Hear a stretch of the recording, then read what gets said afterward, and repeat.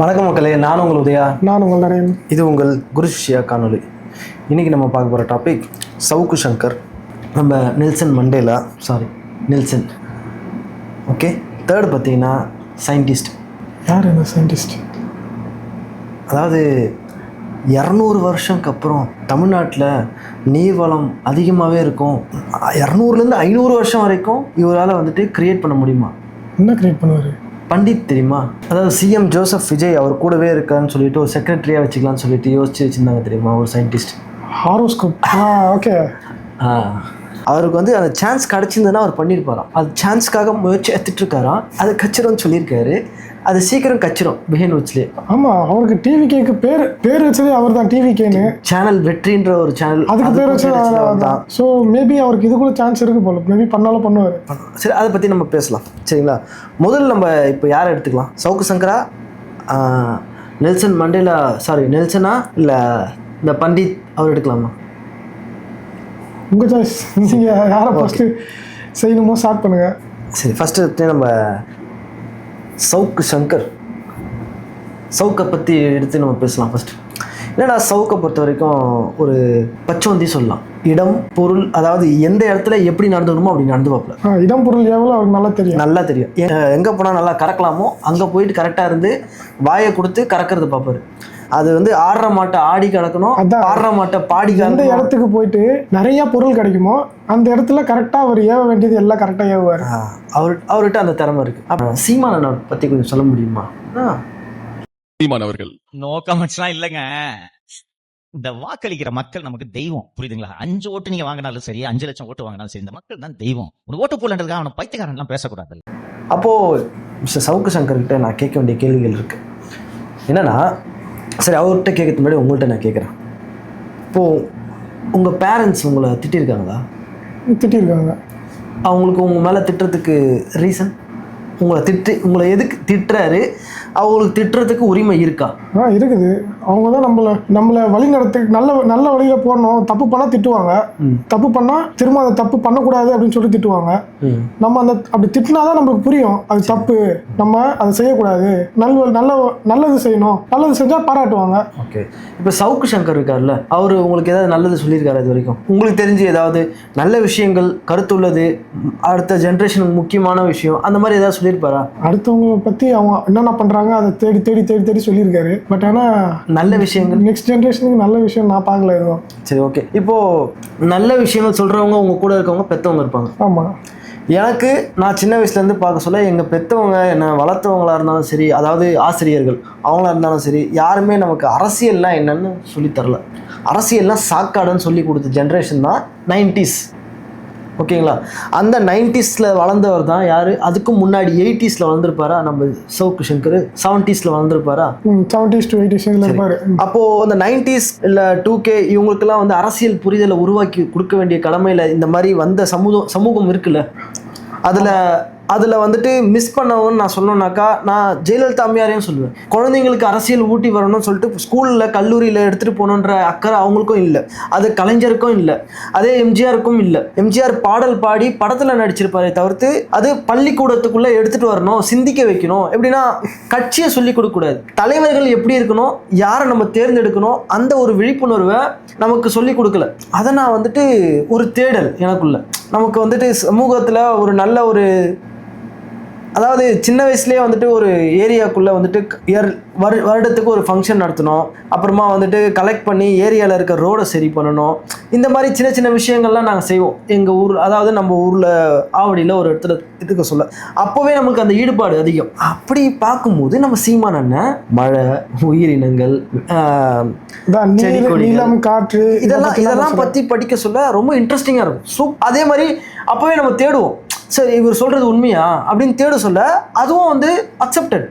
அப்படி இருக்கும்போது சரி, ஒரு நல்ல லீடரு, நான் ஒரு பிளாஸ்டிக் பையை வந்துட்டு கீழே போட்டு போகிறேன் ரோட்டில், தம்பி அதை எடுத்துடா அப்படின்னு சொல்லுவார் ஃபர்ஸ்ட் டைம் யாராவது இருந்தால். ஒரு நல்ல ஒரு அதாவது இயற்கையை ரசிக்கிறவங்க, இயற்கையை பாதுகாக்கணும்னு நினைக்கிற ஒரு சமூகத்துல ஒரு முக்கியமான ஒரு ஆளா இருந்தா அதை எடுப்பா தம்பி, அந்த மாதிரி போடக்கூடாதுன்னு. நான் திரும்பவும் 2ஆம் நாள் அதை போட்டேன்னா என்ன சொல்லுவாங்க? அன்னைக்கே சொன்னல, திரும்ப ஏன் பண்ற, திரும்பி நான் 3ஆம் நாள் போட்டேன்னா திட்டுவாங்க. உனக்கு அறிவு இல்லையா அப்படின்னு கேட்பாங்க. இப்போ ஓட்டு போட்டு நம்ம மக்கள் வந்து ஒரு தலைவரை தேர்ந்தெடுக்கிறாங்க. அப்போ தேர்ந்தெடுக்கும் போது இலவசங்களை கொடுத்து காசை கொடுத்து தேர்ந்தெடுத்த ஜென்ரேஷனாக இருந்தது இதுக்கு முன்னாடி.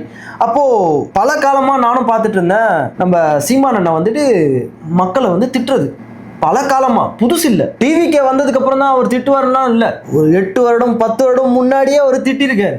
என்ன சொல்லுவாருன்னா, நீ ரெட்டேலைக்கு ஓட்டு போடு, உதயசேரனுக்கு ஓட்டு போடு, கை சின்னத்துக்கு போடு, அப்புறம் என்னது பூ, என்ன பூ அது, லோட்டஸ், தாமரைக்கு ஓட்டு போடு, உன் விரல போட்டு நாளைக்கு உன் விரல குஷ்டத்தை தான் வந்து நிற்க போகுது, உனக்கு எதுவும் கிடைக்காது, குஷ்டம் தான் கிடைக்கும் கடைசியா, இப்படி இருக்க போற கட்சியா அப்படின்னு சொல்லி அவர் பேசுவார். அப்போ எனக்கு என்ன தோணுன்னா, ஆமாயா அந்த ஆட்கள் எல்லாம் மோசமானவங்க, அவங்க யாரும் வந்து இயற்கைக்கு சாதகமானவங்களும் இல்லை, மக்களுக்கு சாதகமானவங்களும் இல்லை, இவங்கெல்லாம் மக்களையே யூஸ் பண்ணிக்கிறாங்க, இயற்கை வளத்தை கொள்ளடிக்கிறாங்க. இந்த டீமாக தான் இருந்தது எங்களுக்கு.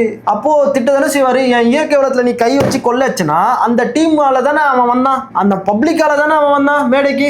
அப்போ நான் கேட்பேனா கேட்க மாட்டேனா, உன்னை திட்டுவேனா திட்ட மாட்டேனா, ஒரு சமூகத்தில் அக்கறை உனக்கு பிடிக்கலையா ஓட்டு போடாது. எனக்கு என் பூமி நல்லா இருக்கணும், என் உலகம் நல்லா இருக்கணும், அடுத்த ஜென்ரேஷனும் நல்லபடியாக கொடுத்துட்டு போகணும், அதனால நான் திட்டுறேன். ஏன் இந்த நாடு மக்களும் நாசமாய் போகட்டும் சொன்ன தலைவரை இன்னைக்கு நீங்க எல்லாருமே வந்து பெரிய தலைவர்னு கும்பிடலையா? கவிஞரா? ஏன் காமராஜர் திட்டலையா? யாரையுமே திட்டலையா? புதுசா தான் திட்டுறாங்களா? அதாவது தலைவர்கள்ல திட்டாத தலைவர் யார் இருக்கா? முன்னோர்கள் நல்லவங்க, அறிவுரை அது பேர். சும்மா பைத்தியக்காரன் சொல்றாங்கன்னா உடனே பைத்தியக்காரன் ஆயிடுவாங்களா? நீ ஓட்டு போடும்போது சிந்திக்காம போடுற ஓட்டால தான் இது மாதிரி நடக்குது. உனக்கு இலவசம் தரேன்னு சொன்னாரு விஜய். என்ன சொன்னாரு? வந்தவனே நான் வந்து திமுக மாதிரி இல்ல, கடைசி டைம்ல பண்றதுக்கு வந்தா அடுத்த நாளே சைன் பண்ணுவேன். கரெக்டு தான்.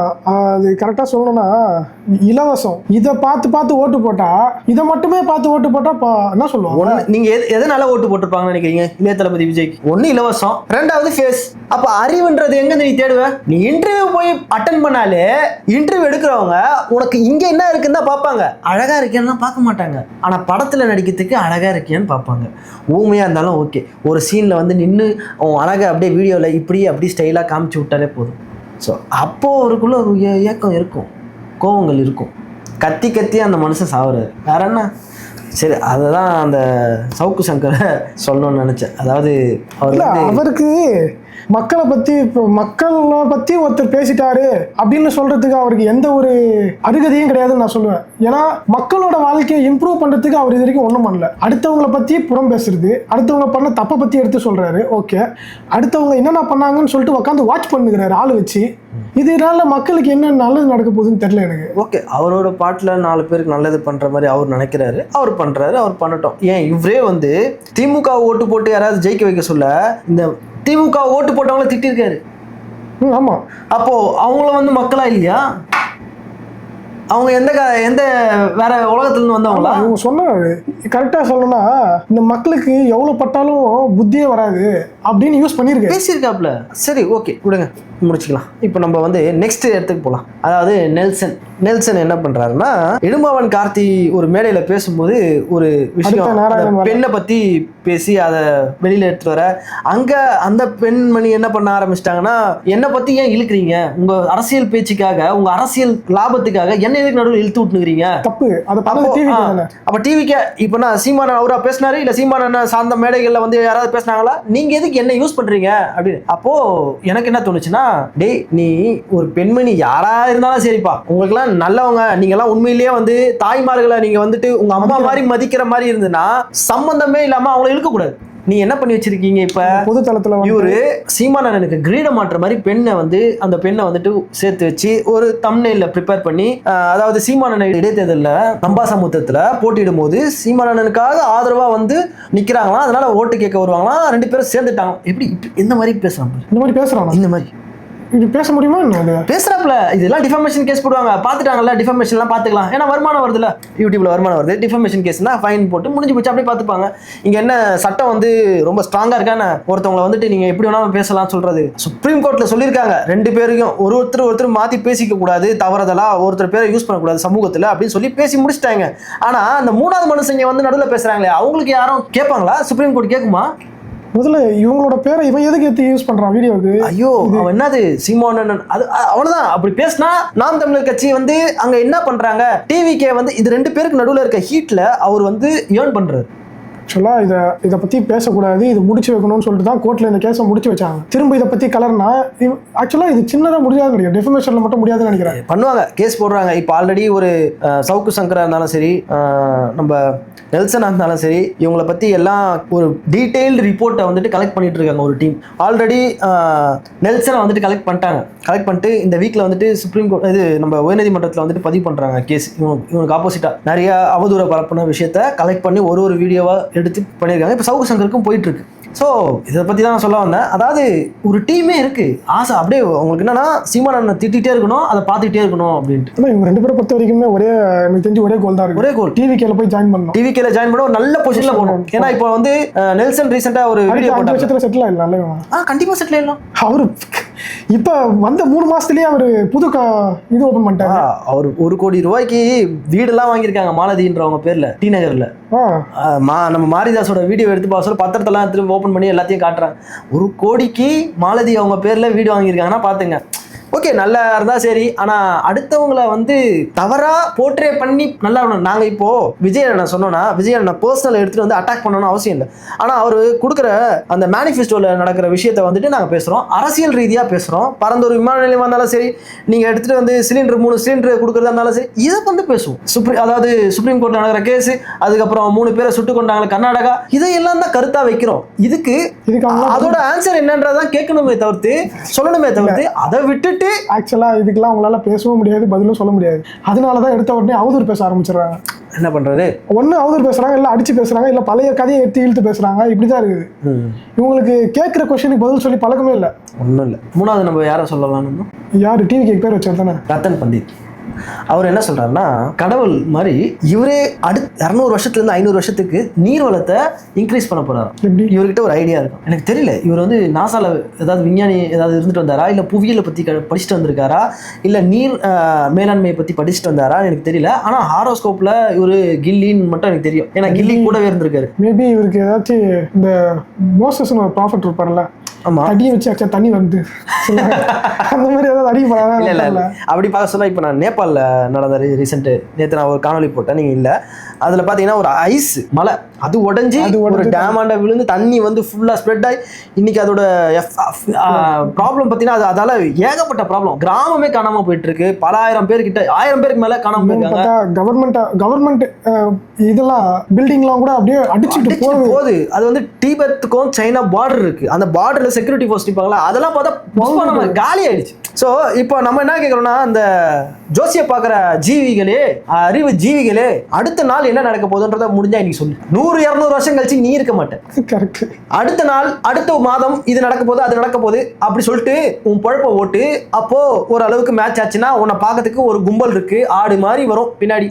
நீ ஒரு கடை ஓப்பன் பண்ணிட்டு வாங்க சார்னு சொல்லி, அங்க நீங்க சொன்னீங்களே தனுஷ் சார் வந்தா நல்லதுன்ட்டு, அவர் வந்தார்ல, அது மாதிரி லாரன்ஸ், அது மாதிரி கருணாஸ், அது மாதிரி ஒருத்தரா நீங்க நடிகர்களை கூட்டுவாங்க, உன்னோட பொழப்ப நடத்துங்க, உன் கடை நல்லா வியாபாரம் ஆகும். என்ன சொல்றது? அறிவு ஜீவினா எப்படி இருக்கணும்னா, ஒரு எக்ஸாம்பிள், முன்னாடி எல்லாம் நார்த் இந்தியா பார்த்தா நம்ம என்ன சொல்லுவோம், நிறைய சொல்லுவாங்க. அதாவது சவுத் இந்தியா நார்த் இந்தியானாலே, சவுத் இந்தியானா கொஞ்சம் திங்கிங்லாம் ப்ராட் மைண்டட், ஓகேவா யோசிப்பாங்க, நல்ல எஜுகேட்டட் அப்படின்னு. ஆனா இன்னைக்கு நம்ம பார்க்க சொல்ல இவ்வளோ கூமுட்டைஸ் பின்னாடி நம்மளும் இருக்கிறோம் அப்படின்னு தோன்றப்ப, நார்த் இந்தியாவை எப்படி எட்டி பார்த்தா 6 வயசு பையன் போராட்ட காலத்துல வந்து நின்று, பாத்தீங்களா அந்த வீடியோவை? இல்லையா? போராட்ட காலத்துல வந்து நின்று ஒரு கொஸ்டின் பேப்பர் லீக் ஆயிடுச்சு, இந்த மாதிரி எப்படி நீங்க வந்துட்டு கவர்மெண்ட் நடத்தலாம் அப்படின்னு சொல்லி 6 வயசு பையன் கேட்கறான், போராட்டம் பண்றான். என்னை பிடிச்சி உள்ள போறதாலும் உள்ள போடுங்க, என்னை தோட்டால நீங்க சுட்டாலும் பரவாயில்ல, நான் அதெல்லாம் வந்து கவலைப்படுறவன் இல்ல, எனக்கு என்ன ஆனாலும் பரவாயில்ல, இதுக்கான நியாயம் கிடைச்சே ஆகணும்னு சொல்லிட்டு ரோட்ல போலீஸ் அரெஸ்ட் பண்ணிட்டு போயிட்டு போதானே 6 வயசு பையன். ஐயோ ஆமாங்க, தெளிவா பேசுறான் ஆ, ஹிந்தில. எனக்கு ஷாக் ஆயிடுச்சு. டேய் அரசியல் அவங்க அப்பா யாரா? செல்யூட் சார் உங்களுக்கு. இப்படிப்பட்ட பையனை நீங்க பெத்து அது சமூகத்துல எடுத்து வந்து காட்ட சொல்ல, அதை பார்க்க சொல்ல உங்களுக்கு எப்படின்னா இன்னைக்கு தமிழ்நாடு இல்ல இந்தியா ஃபுல்லா, நார்த் இந்தியா ஃபுல்லா அவன் தான் நியூஸே. அந்த பையன் தான் 6 வயசு பையன். ஆமா, 6 வயசு பையன். அவன் எனக்கு கேட்கிற நீங்க கேள்வி அந்த மாதிரி. எனக்கு நீங்க சொல்லும் போதே பின் அதெல்லாம் முடி சிலுக்குது. இத பாருங்க.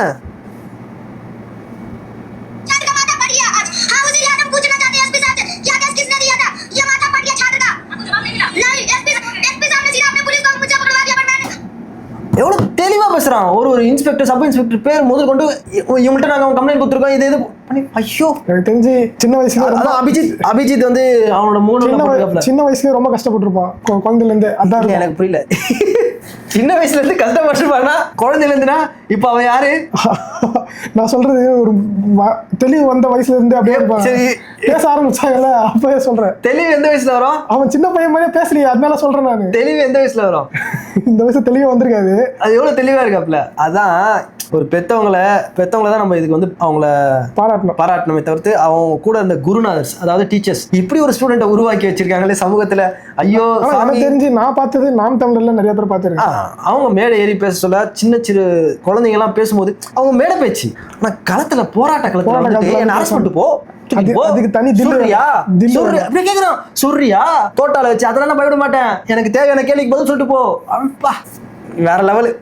ஒவ்வொரு பெத்தவங்களும் தன்னோட குழந்தைய வந்துட்டு தன்னோட நியாயமான கோரிக்கையை தைரியமா பேசணும்னு சொல்லி கொடுத்து வளர்த்தா சமூகம் நல்லா இருக்கும். இல்லையா இந்த மாதிரி ஜோசியம், ஆட்டு மந்த மாதிரி ஜோசியக்காரங்க பின்னாடி போறதும், 200 வருஷங்கள் வச்சு தண்ணி வரும் சொல்றதும், அப்புறம் எனக்கு என்ன டவுட்னா, இப்ப இருக்கிறவங்களுக்கு 200 வருஷம் கழிச்சு தண்ணி வந்தா என்ன வராக்கட்டி என்ன? ஐயோ, அவன் அரசியல் அது புரியுதா?